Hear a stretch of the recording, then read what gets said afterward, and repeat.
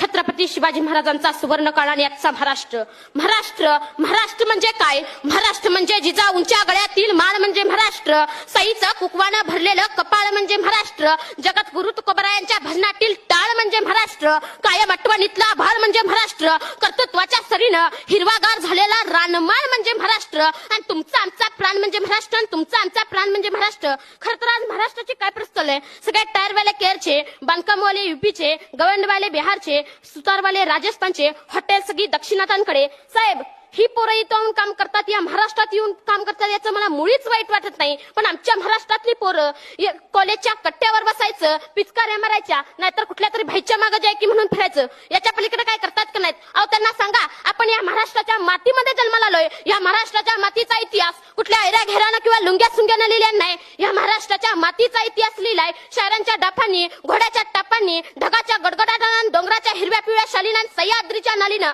सुकानं मरतं म्हणून घोडकिंडीची पावन खिंड करणारा बाजी प्रभू काय? मानेवरती तीक्ष्ण डोका असताना देखील बचेंगे तो और भिडेंगे म्हणा दत्ताजी शिंदे काय? या महाराष्ट्राच्या मातीसाठी लढणारा तानाजी मालुसरे काय?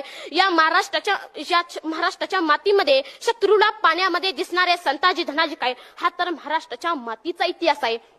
तुमच्या तरुण पिढ्यांना तुम्ही समजावून सांगा. आपण असं नानबरा आणि तुकोबरायांनी सगळ्या महाराष्ट्राला सांगितलं चालायचं कसं, बोलायचं कसं, वागायचं कसं, पण आजच्या जन्माला आलेल्या पोराला सांगावं लागतं की बाबा रे, या महाराष्ट्राच्या मातीसाठी या शिवरायांनी आपला प्राण अर्पण केलाय. आता तुला जीव द्यायची गरज नाही. या मावळ्यांनी या मातीसाठी आपला रक्ताचा अभिषेक घातलाय. तुला आता रक्त सांडायची गरज नाही. पण या मावळ्यांनी जे बलिदान दिले, ती बलिदानाची जाणीव आपल्याला ठेवायला पाहिजे. आणि बलिदानाची जाणीव ठेवण्याचे मार्ग कोणते? छत्रपती शिवाजी महाराजांनी संभाजी महाराजांना डोक्यावरती घेऊन मिरवणं असं मला वाटत नाही. तर या महापुरुषांना डोक्यावरती घेऊन मिरवण्याआधी त्यांना हृदयात मिरवावे लागेल. आज इथं किती आईबाप आहेत ज्यांनी आपल्या पोरांना सांगितलं घाबरायचं नाही, लढायचं. शिवाजीराजे बघ, संभाजीराजे बघ, आयुष्यात कितीतरी संकटे आली, पण पहाडासारखा पोलादी पुरुष आयुष्यात येणाऱ्या संकटापुढे आपली छाती काढून उभा राहिला. किती आईवडिलांनी आपल्या मुलांना संभाजी महाराजांचा इतिहास सांगितला, किती आईवडिलांनी आपल्या मुलांना छत्रपती शाहू महाराजांचा इतिहास सांगितला. जगात असा एकमेव राजा होऊन गेला की ज्याच्या दरबारात एकही नृत्यांगना नाचलेली नाही.